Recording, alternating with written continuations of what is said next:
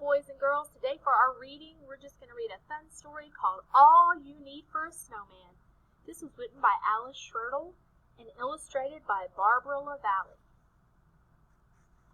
All you need for a snowman. One small snowflake fluttering down. That's all you need for a snowman. Except 2 more snowflakes, 3 flakes, 4, 5, 6, 7,000, 8 million more. Billions of snowflakes piled in a mound. Pat them and pack them and roll them around into one big ball. And that's all. One big, cold, well-rolled snowflake ball. That's all you need for a snowman. Except for a middle-sized ball and a small one. On top of that, you need a hat. A short, flat hat or a tall one. 3 hand-packed, triple-stacked balls of snow.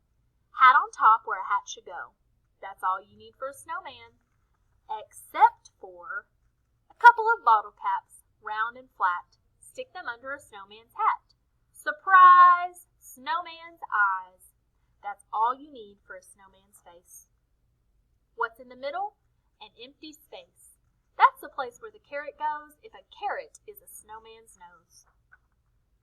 But what about clothes? Walnut buttons 5 in a row, belt in the middle, boots below. Big wool scarf, broom to hold, mittens in case his hands get cold. Earmuffs, fanny pack, something to read.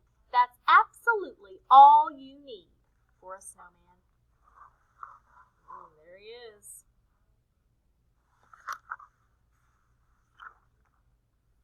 Uh-oh. Look at the sky again. One small snowflake falling. Then soft white snowflakes filling the sky, floating down everywhere, piling up high. And that's all you need for a snowman's friend. The